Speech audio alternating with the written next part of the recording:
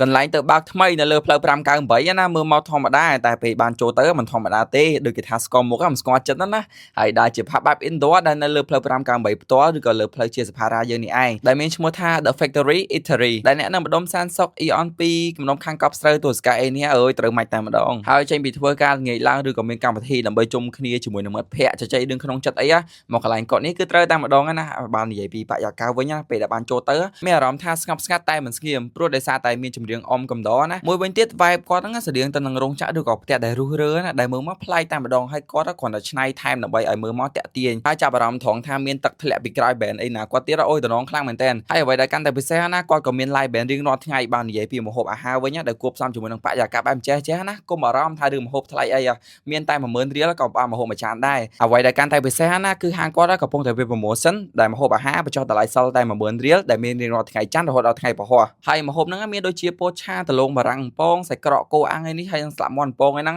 អូគឺមានច្រើនសម្បូរបែបទៀតហើយមិនត្រឹមតែប៉ុណ្្នឹងទេគាត់ក៏មាន happy hour មួយថែមមួយទៅលើ beer stand ដែលចំណុះ1លីត្រកន្លះហើយ happy hour ហ្នឹងគាត់ចែកជា2វេនណាដែលមានពីម៉ោង2រសៀលរហូតដល់ម៉ោង6ល្ងាចនិងវេនទី2ចាប់ពីម៉ោង10កន្លះយប់ឡើងទៅហើយនៅមិនទាន់អស់ទេសម្រាប់ការមកជាក្រុមណាបើបានកក់តុកមុនអីគឺទទួលបាន discount តែម្ដងដែល discount ហ្នឹងសម្រាប់សមាជិក10នាក់ឡើងទៅនឹងទទួលបាន 10% ទាំងម្ហូបអាហារនិងភេសជ្ជៈចំណែកឯសមាជិក15នាក់ឡើងទៅនឹងទទួលបាន 15% បើសិនជាសមាជិក20នាក់ឡើងទៅណាអូយនឹងទទួលបាន discount 20%តែម្ដងគឺអស់តួឯងមកកន្លែងគាត់នេះហើយកុំឃើញបរិយាកាសបែបចេះអីណាគាត់ថាសារ៉ាតែមនុស្សធំណាក្មេងៗអូនៗតូចៗអីក៏អាចមកបានដែរកន្លែងគាត់ក៏មាន playground សម្រាប់គាត់លេងកម្សាន្តផងដែរហើយកាន់តែពិសេសនោះគឺគាត់ក៏មានជាម្ហូបអាហារសម្រាប់អូនៗក្មេងៗដែលមានជាប្រភេទ pizza ដំឡូងបារាំងមាន់បំពងអីជាដើមណាគឺដឹងតែចិត្តគាត់តែម្ដងហើយស័ក្តិសមមែនទែនសម្រាប់មកជាលក្ខណៈគ្រួសារណាព្រោះមានគ្រប់សពតែម្ដងអស់បារម្ភរឿងកូនតូចៗដែលខ្លាចគាត់អប់សុកអីចឹងណាហើយថ្ងៃដែលខ្ញុំបានមកនេះគឺបានកំងម្ហូបតំណងមែនទែនដែលមានដូចជា pizza ស្លាមាន់បំពង steak សាច់គោបុកល្ហុងសាម៉ុនភ្លាសាច់គោពគាកោះកុងអីនេះ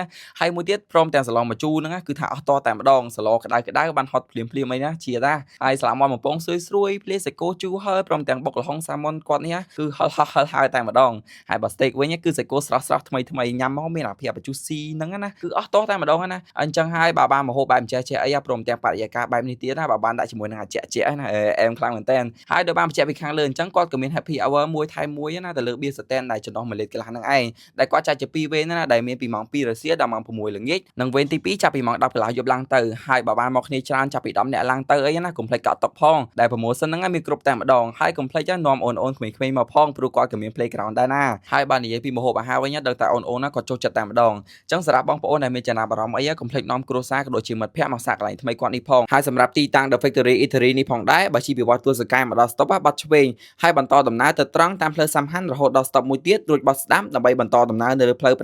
598ហើយជិះប្រហែលជា600ម៉ែត្រទីតាំងហាងនៅខាងស្ដាំដៃនៅលើផ្លូវ598ហ្នឹងតែម្ដងហើយដែលកន្លែងគាត់បើកចាប់ពីម៉ោង10ព្រឹករហូតដល់ម៉ោង12យប់អញ្ចឹងសម្រាប់ព័ត៌មានល្បិតបន្ថែមខ្ញុំនឹងតម្លាក់ជូននៅក្នុងវីដេអូខាងក្រោមហើយវីដេអូខ្ញុំមានតែប៉ុណ្្នឹងទេអរគុណអ្នកទាំងអស់គ្នាដែលបានតាមដានវីដេអូមួយនេះចាំជួបគ្នានៅវីដេអូក្រោយទៀត